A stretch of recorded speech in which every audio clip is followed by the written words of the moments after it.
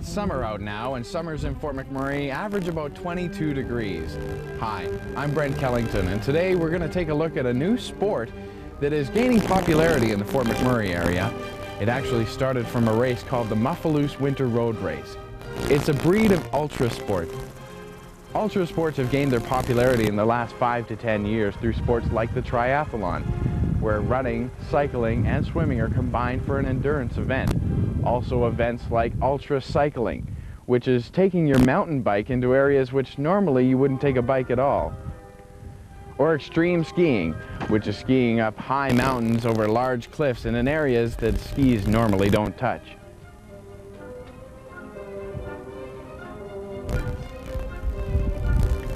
Another sport that's gained popularity over the last 5 to 10 years is mountain biking. The extreme popularity of this sport has brought on new events, such as the Winter Road Race. The Winter Road Race takes your average mountain bike, slightly modified, and takes the athlete over great distances in extreme cold weather.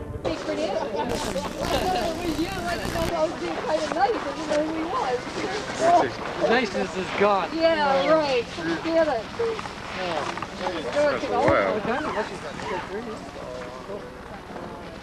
Believe me, when I was putting them on and setting it up, I got a hole in a pair of pants from them. What kind of what do they call them? Well, the tires are Rock Shock, not a Rock Shock, a Rock Star, and the screws are number 10 5/8 inch screws, and it's got a liner inside to keep it from puncturing the tube. And you buy it like that? You made it? Really? Cool. Does it work well? Works real good. I can turn a tighter circle than a skidoo. Really? On ice. Oh, this is the second year for it. Last year we started off and did the 210, the full 210 last year. And so how did you do last year? Was it what you expected? Well, it was quite a grind, but it was a good ride. We hit minus 27 with a headwind and things, but we did it in 11 hours and 55 minutes last year, so we had a good ride last year. What's your feelings about it this year? I was sort of disappointed that we weren't going for the full ride, but 120 is going to be a good ride. It's starting to snow a little bit, so that might make it a little bit interesting. How does your equipment differ with a race like this? What kind of equipment do you have for something? It doesn't really, I use a regular road bike, except that it has cross tires on it. And clothing, I just dress in layers. Been riding through the winter, so you get an idea what you need for what temperature. You two are both riding on the tandem this year, is that right? Yeah, last year I rode it on a solo mountain bike, but this year Daryl wanted to come too, and we thought it would be fun to do it on a tandem. More company, someone to talk to, and sort of it's encouraging to have the team work together. How'd you like the race last year? Was it everything you expected? Yeah, it's a real challenge just to survive in the winter conditions and keep on going when it's a really long, hard ride. And this is your first year. What do you expect from it this year? Hopefully just to finish it. It's a little disappointing that it's closed for the 210. We didn't want 20, but I think it'll be more than enough for today. And you're both from Edmonton. It's been pretty cold there. Did you get to do some training down? Do you train at all for something like this? Well, only to the extent I ride to work about half an hour each way. Yeah, so there's not much more training to it than that. Have you ridden as a tandem together before? Yeah, a total of about 3 hours. We went out for a long ride in the road about 2 weeks ago. Not a really long ride, like about 60 kilometers. And so how does a tandem bike, do you have to equip it any differently for a race like this? Well, it's just normally equipped as a tandem mountain bike. Anything? The weather seems to be a little bit better, and I think I'm feeling a little bit better than last year. I just did the marathon the week before, so. The distance is a little shorter too, so because you're not doing the full 210 this year, or did you do the same distance last year? Same distance last year. The temperature at about 27 degrees below zero and an overcast sky had the field of about 50 starting at 120 kilometers from Fort Chip rather than the normal 210. The athletes were excited, and after a few words from the organizers, they were off. Your first check stop is 30K up at Richardson River. You'll be looking for the diversified van and a big bonfire, so you'll be nice and warm. Okay? So just wish everybody good luck and thanks for coming, and let's go!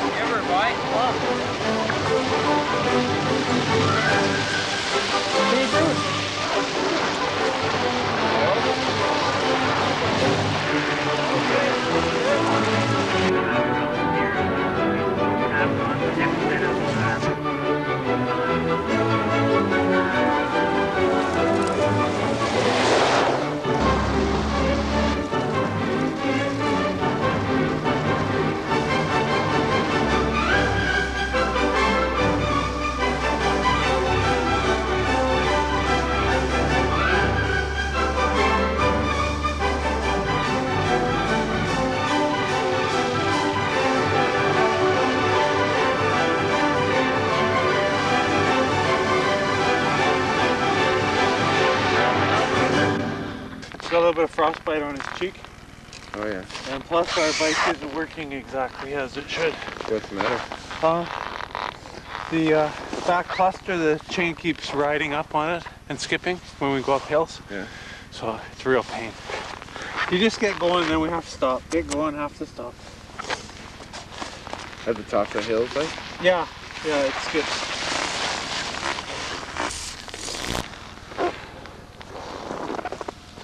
Probably just a tight link. How's the ride feel so far, other than Oh, that? fine. Other than falling down? Did you fall once? Yeah. Yeah, we already fell down once. Did it hurt? No, just slide. Oh, that's good. On the ice road, you just fall down and slide along. No big deal. As long as there's nothing there to hit. Yeah, and Dave got held in here and it slid along on the bar here.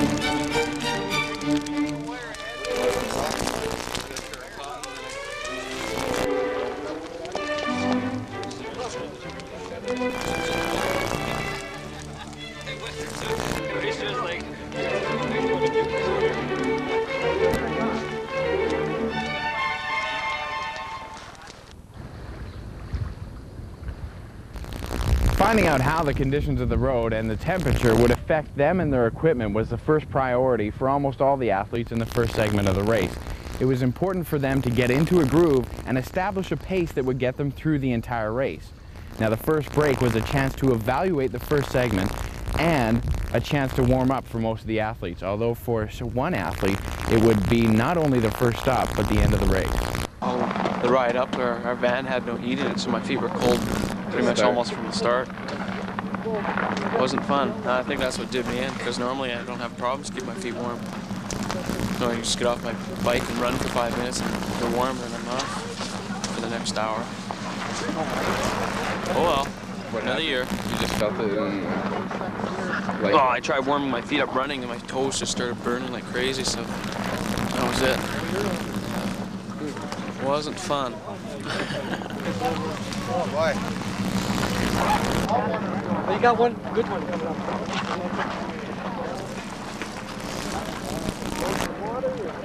Well, except for not dropping into this other gear, it seems to be working okay, but it's going to be hard to say how it works under load. Well, I don't care about that gear, it's just, you know, we're shifting.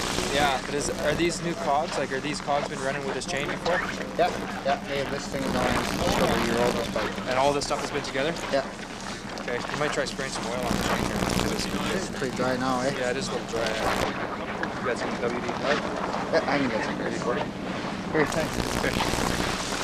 How'd the first leg go? Not bad. The hills are hard. Yeah? It's don't have a chance to climb. You just down and straight up, and it's Harvey's got it. really hard shifting gears because you're always shifting. You never stay in one gear long enough to get used to it or rest. Oh, yeah. So it's How about the cold? How you hanging? no problem. Yeah. Just gotta make adjust my bike and have something to eat, and then I'm fine. How about the studded tires? Did they go? Great. Keep me from bouncing all over the road. When I slide, I can just pull it back in.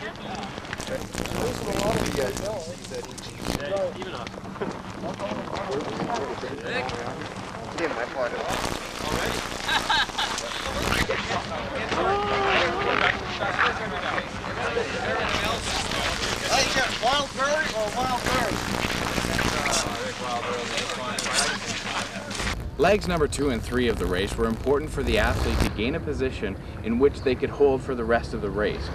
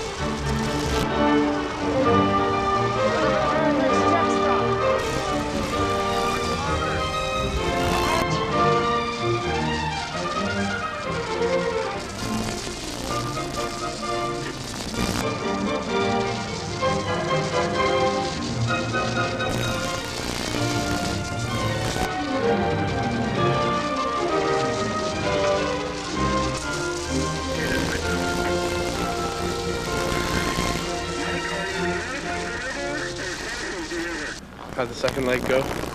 Oh, it's good. Really good. Wish there was more hills. It's getting cold and windy. So how'd that last leg go for you? Pretty good. Yeah. What was the worst When I was part upright.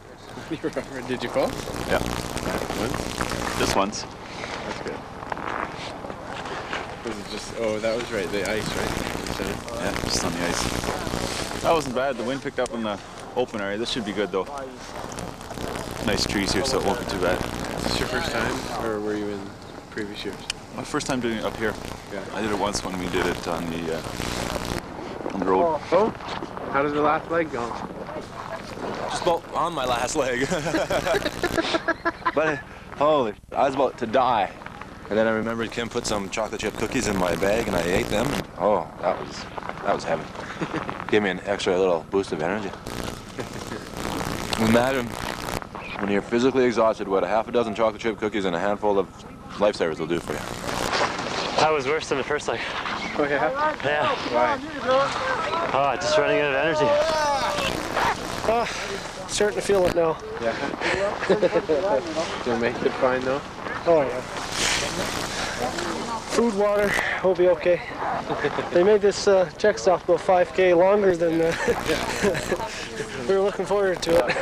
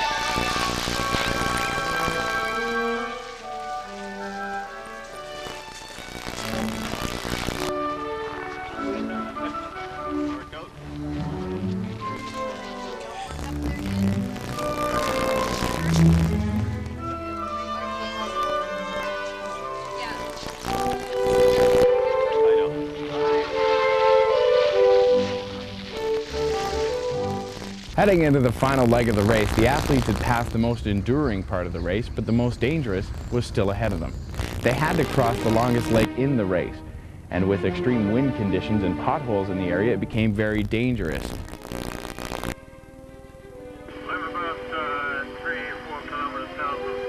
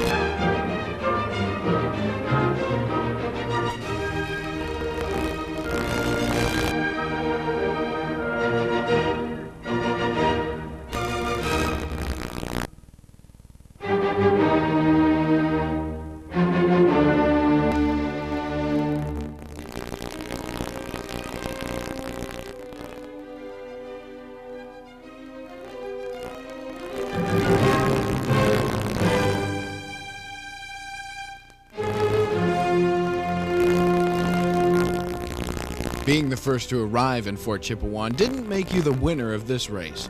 For everyone who mounted their bikes and headed 120 kilometers north on a road that most people wouldn't even drive in the winter, victory was theirs.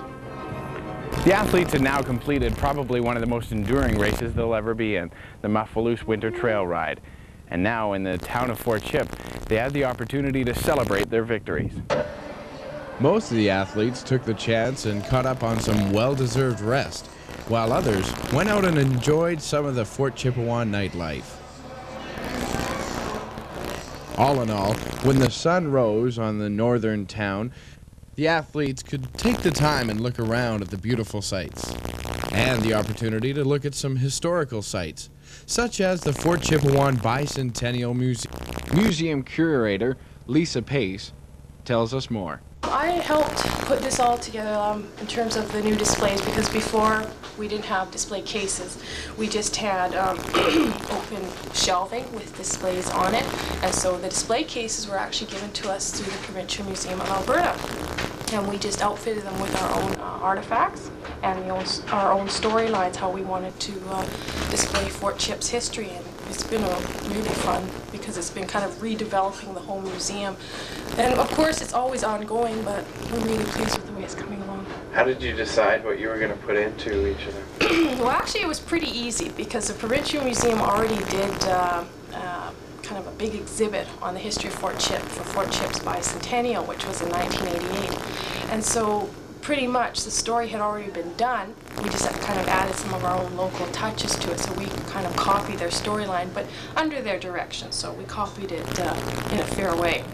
And actually the Provincial Museum, the director or the curator of ethnology down there, she did her research on Fort Chip. She did PhD research on Fort Chip, so she's been really good to us in helping us out, getting the museum set up, and then telling us what we should be looking for in terms of displays and programs. Sure. I think our highlight in this museum is our actual model of the way that Fort Chipewyan appeared, the actual fort structures, and that's in our upper level. And it's really nice. People really like to look at that because there's no structures remaining. There's lots of rumors about what structures are from the fort, but really we need proof as to what was a part of the fort and if it was moved off the fort. Very pleased with the amount of people we get through. We're open year-round, and last year we got over 2,200 people through the museum, and this town has a population of only about 1,000.